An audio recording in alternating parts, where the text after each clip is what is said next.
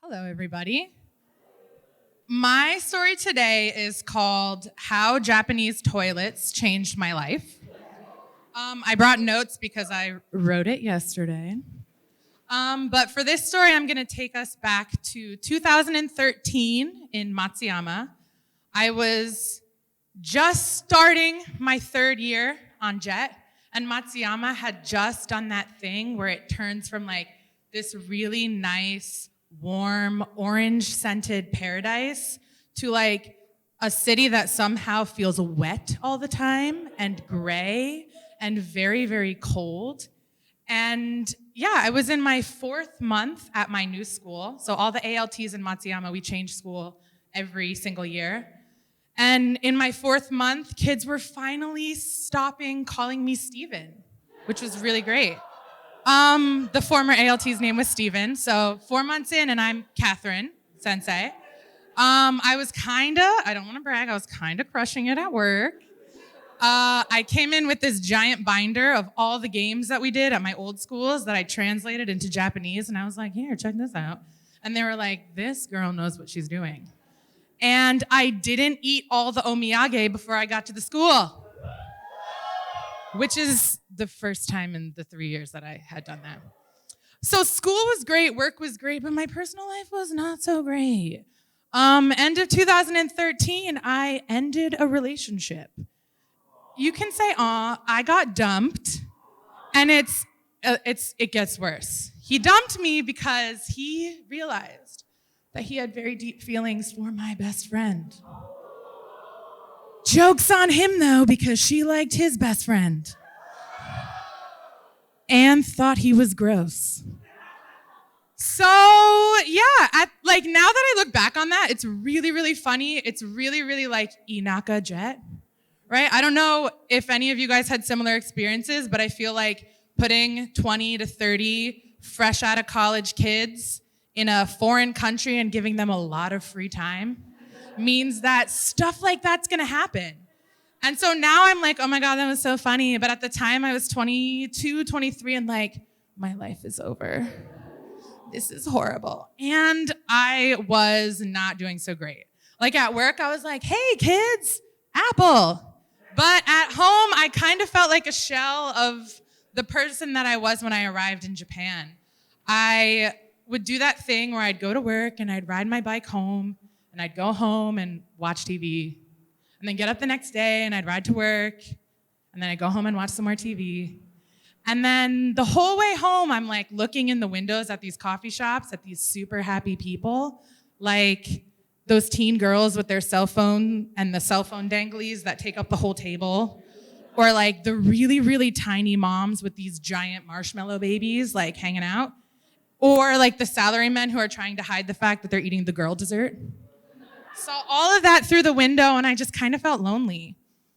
Breakups are hard. Breakups for a 23-year-old in a foreign country seem to be harder than anything I experienced before, and I kind of got a little depressed.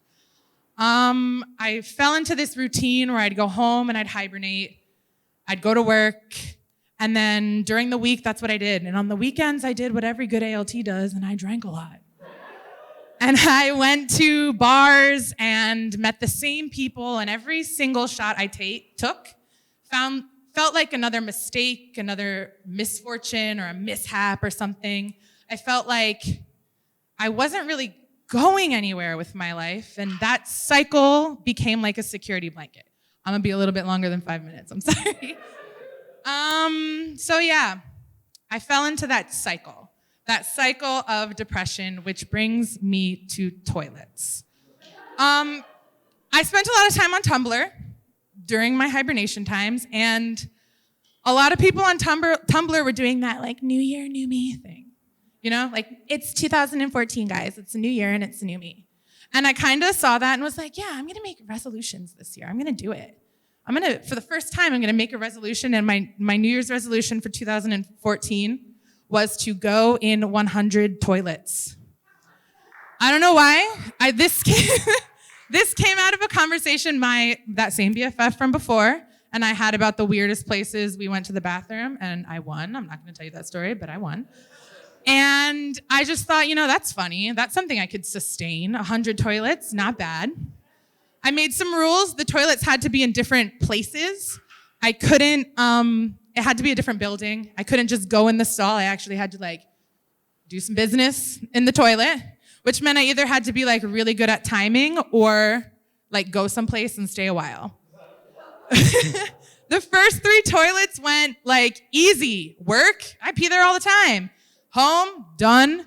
And the shopping mall around the corner where I spent a lot of money. Obviously, I've peed there before. And then after that, it felt easier. Combini on the way home, done. Other Combini, done. Third Combini, done. Peed in a lot of Combinis. And by February, I kind of realized I was running out of toilets. My hibernation, my everyday cycle did not sustain this goal of going to the bathroom in 100 toilets. And I realized, I don't do anything. Once I peed in all of the bars, I was sort of done with toilets. And so I started thinking to myself, I'll just take a different route home from work, hit a different Combini, but that gets boring. So that coffee shop, I went there. And I always thought I couldn't be the girl that goes and sits at a coffee shop by herself. So I started a whole book club so that I could go and read things. But it got me to a lot of different places in Matsuyama. I explored a lot of different places I never thought I would go to before, literally just to pee in the toilet. And then I was like, what's another way I could rack up? I'll just travel. Because when you go away for a few days, you gotta pee. So I went to Hiroshima. I didn't have a reason. I just said, hey guys, who wants to go to Hiroshima this Saturday? And we did. And I got 10 toilets crossed off my list. And slowly but surely, I started adding different experiences, different toilets, different kinds of things into my daily life. And I realized, you don't have to be 100% happy to make small little changes that can benefit you in the long run. So even though I was going through this depression, and everyone still struggles with stuff like that, and nobody's ever cured from stuff like that, little changes in your routine, little changes in your everyday life can make the biggest difference. And so by the end of the year, I stopped counting toilets. And I just started kind of enjoying the things that I was doing. And even to this day, when I'm much older, sitting on a new toilet, I'm oh my God, I've never been in this toilet before. And it feels good and it feels great. So that's how Japanese toilets changed my life.